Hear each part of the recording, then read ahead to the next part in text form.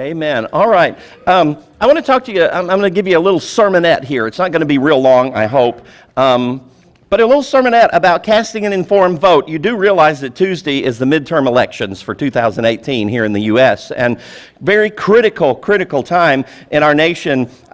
What happens in these elections at this midterm could very well set the direction of this country for several years to come. And so we need to be very concerned about that. I want to give you this scripture. Proverbs 28, verse number 2 from the New Living Translation says this, when there is moral rot within a nation, its government topples easily. But wise and knowledgeable leaders bring stability. I don't think if you're very informed at all, you'd have any trouble understanding that there is moral rot in America today at every level of our society. And when that happens, it says the government topples easily. But the solution to that is having wise and knowledgeable leaders because they bring stability. So you see, in just 2 days, America is going to hold its 2018 midterm elections. And in the light of that fact, I want to present to you in this little sermonette some information that I consider vital for you to cast an informed vote on November the 6th. I hope I don't have to tell any of you that unless you have legal complications that would prevent you from voting, every Christian in this room needs to go vote. I just want to tell you that. You might not want to hear that, but I want to tell you that. It's an opportunity for us to be salt and light. It's an opportunity for us to be a part of the process of getting wise and knowledgeable leaders in positions to bring stability to the nation. And so informed American Christians should use the privilege of voting to reverse this moral rot in American culture and restore our national stability by electing these wise and knowledgeable leaders. And I say this because of that warning that King Solomon gave those ancient Israelites. And that's what he said. When there is moral rot within the nation, its government topples easy. But wise and knowledgeable leaders bring stability.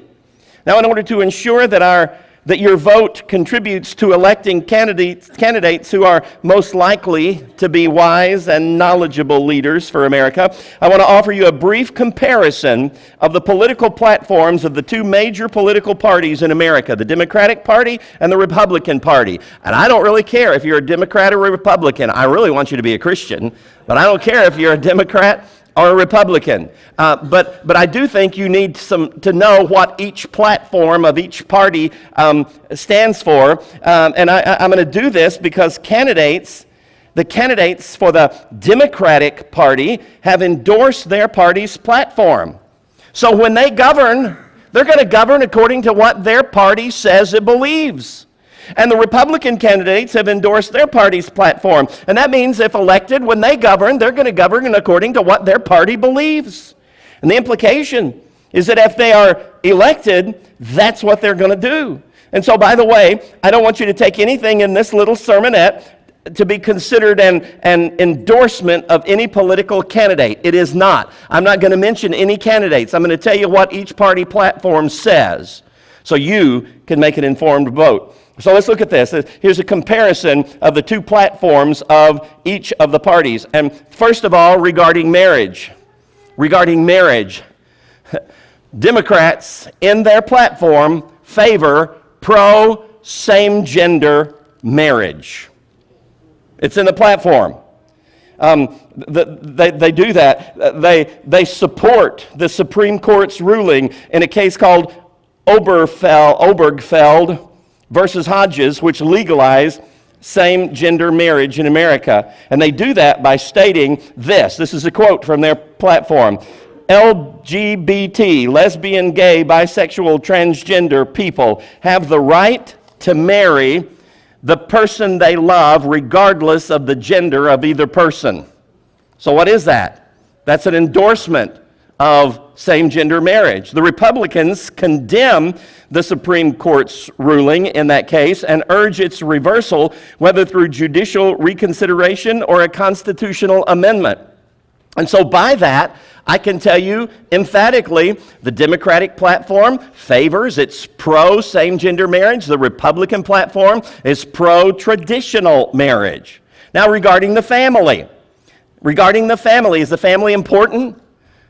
It is the foundation of civilized life. It's the family.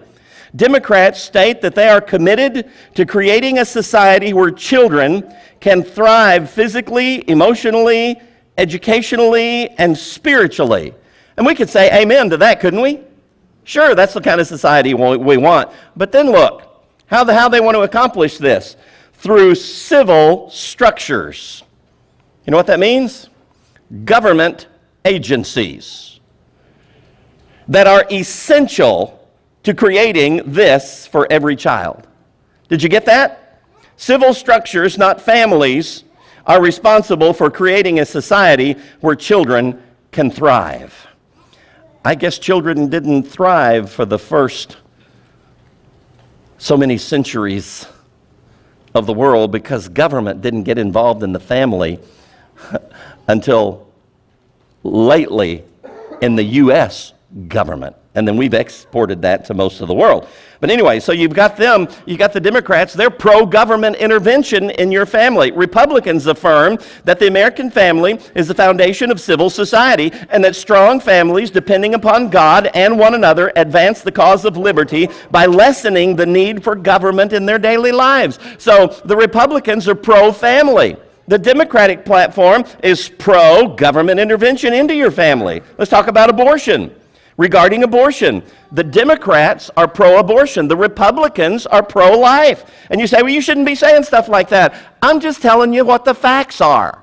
I'm not forming an opinion for you. I'm just telling you what the facts are.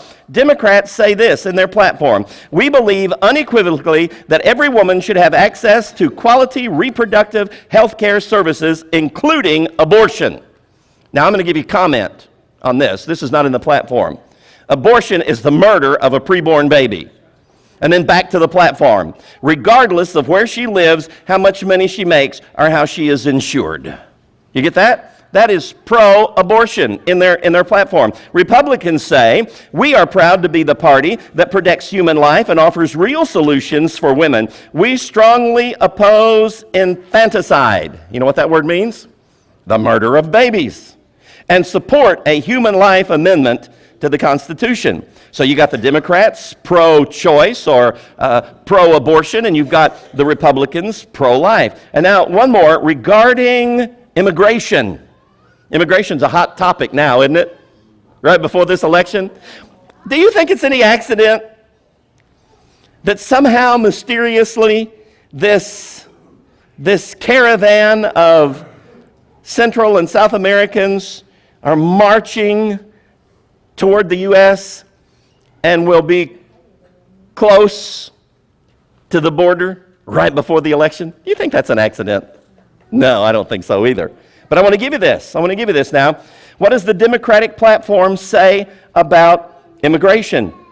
It views all immigrants, legal or illegal, as Americans and says they are entitled to government-funded health care. Government-funded health care. I quote, "We will work to ensure that all Americans, regardless of immigration status." So what's that saying? We consider them Americans even if they're not here legally or even if they are trying to get in illegally. We consider them Americans, regardless of immigration status, have access to quality health care. In other words, put them on the government-funded health care so you and I can pay for it. Nobody's applauding. Democrats also favor allowing radicalized Muslims into the U.S. I quote, "We reject attempts to impose a religious test to bar immigrants or refugees from entering the United States." What does that mean? That means anybody ought to be able to come in regardless, even if they're radicalized Muslims who are bent on terrorist activity in the country. Get that? So the Democrats are pro-illegal immigration. What about the Republican platform? It says that illegal immigration endangers everyone, exploits the taxpayers, and insults all who aspire to enter America legally. Our highest priority, therefore, must be to secure our borders and all points of entry and to enforce our immigration laws. You get that? Now, I want you to understand, I'm just telling you what the two platforms say. The Democratic platform is pro-illegal immigration. The Republican platform is pro-legal immigration. Now, since I have said that, let me quickly say this. I love foreigners. I love immigrants. I love illegal immigrants. I don't think they should be here illegally, but they are to the tune of 8 million of them, and I love them. Do you understand that? That's why we have a Hispanic ministry at our church, a Hispanic congregation, part of the Open Door Church, because we love these people. And whether they're here legally or illegally, we love them, and it is our responsibility to share the Jesus story with them, and that's exactly what we're going to do. But that doesn't change the fact that some are here legally and some are here illegally. Do you understand that? And it's not our responsibility to deal with the legal status. That's the government's responsibility. It's our responsibility to preach the gospel to every creature. And so that's exactly what we do. Now, here's my conclusion on this little sermonette. If you can legally do so, to fail to cast an informed ballot is to miss the opportunity to act as salt and light in the U.S. political process. Jesus said, "You are the salt of the earth," in Matthew 5:13, and he also said, "You are the light of the world," in Matthew 5:14. Your vote for the most wise and knowledgeable candidates during this midterm election may very well determine the stability of America for the foreseeable future. King Solomon wrote this, and we started with this, but I want to close with this. When there is moral rot within a nation, its government topples easily, but wise and knowledgeable leaders bring stability. I didn't tell you who to vote for. I wouldn't tell you who to vote for, but I will give you information that you need to cast an informed vote.